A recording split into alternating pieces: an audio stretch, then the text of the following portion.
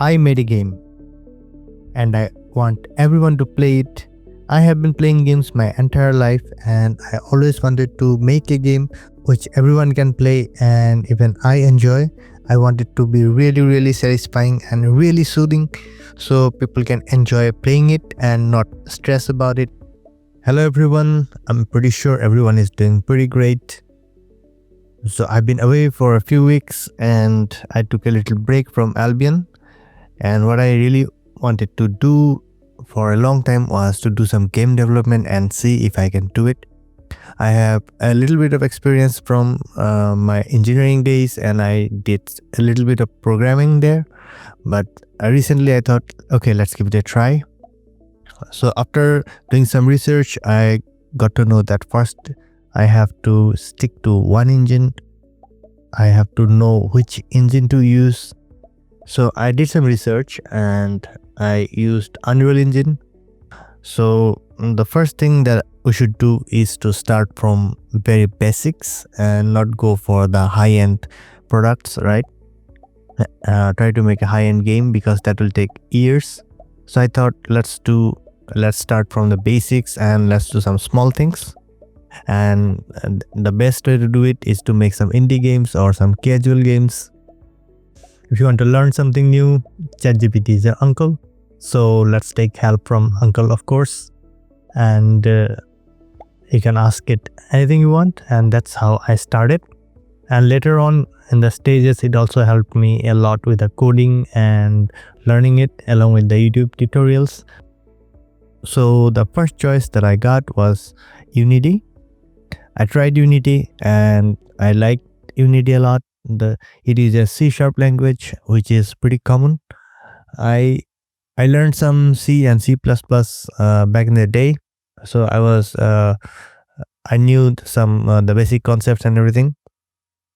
But pretty soon I realized that the engine is a bit slow for me because every time like you press the play button, it loads and it's a bit slow. And then I thought, okay, let's try Godot, which is a very good engine, lightweight, and the best thing I liked about it is the language and how fast it runs. Like it uses GDScript, which is a pretty fair similar to Python, and it was not very hard and also not very easy for me because I'm pretty new to this. So what I did was I thought let's learn GDScript from basics and then use the engine, because the runtime on the engine, like when you press play, it just plays immediately, it doesn't take long. So I really liked it. I can work fast on it. So for that, at first I watched some tutorials, obviously, set up and how you do things. I also watched some GMTK videos. They are really good. And then I thought, okay, let's do some really basic game that we can just enjoy and just start our journey, right? So in Godot, I tried some projects in the beginning and I was just getting used to the system and how to do it. Then after for like last 2 or 3 weeks, I was working on this game, and if we play it, this is the game. So it's called Bubbles, and you click and pop. It's actually called Bubbles ASMR and itch.io. I have posted it. I'll put the link in the description. You can go and check it out. So to play this, all you gotta do is just click to pop, right? So we press play and you will see the bubbles are coming up, and there is a life system that you have 5 life in the beginning, and you click them to pop them, and it makes a very satisfying sound. And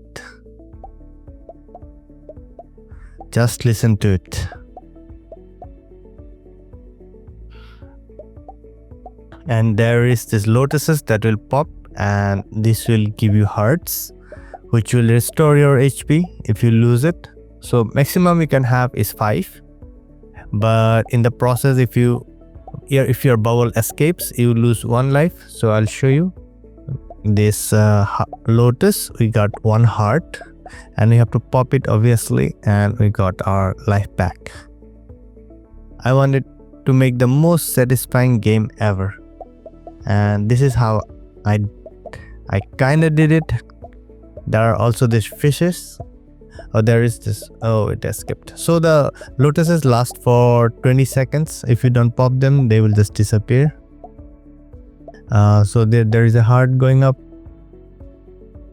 If you continuously pop, you'll get the combo points, and it will increase our score per pop. As my combo number goes up, I will get more and more points for each pop.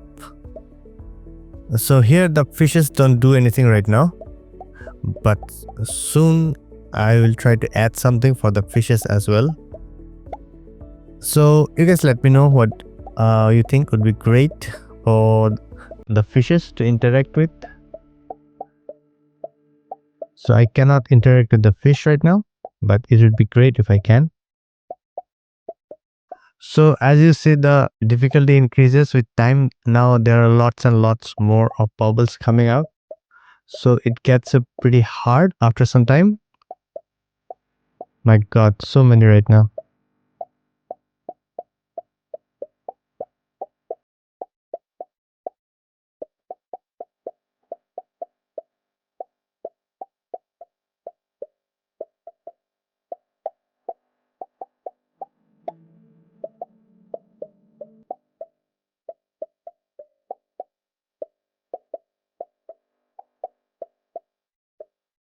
No way.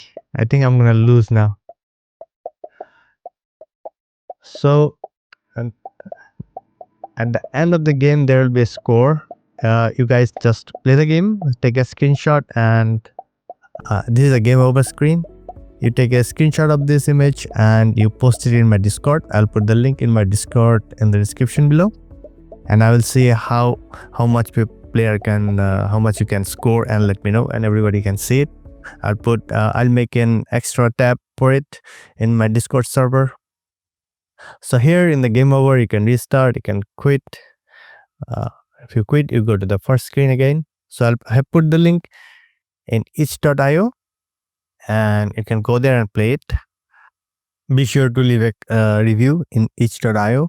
Also leave a comment in this video and tell me what you would like me to add into the game, what you would like to see, and if there is something like this that you will enjoy, or any power-ups, any other kind of power-ups that you can suggest that I can add. I think that is pretty great. And for now, I'm gonna show you quickly how I made it in Godot and how it works. So here at first we have the start menu. We got a menu. It's a very nice engine. It's very simple. You got the panels on the left, and you got their properties on the right.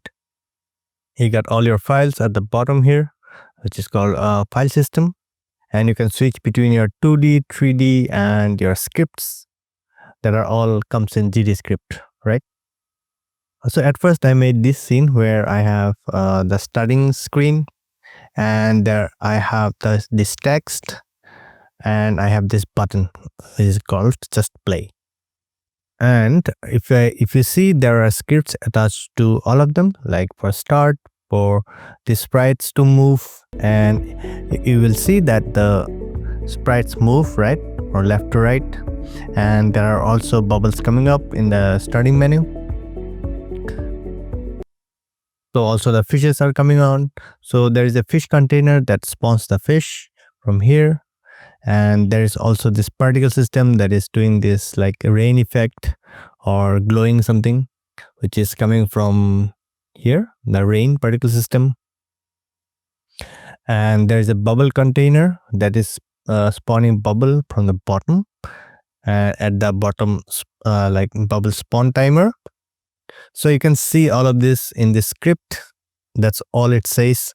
For the sprite 2D script, like this these flowers, right, these seaweeds, they are just floating. That's it. There is a sign function. It's called sway. It's called swaying like left and right.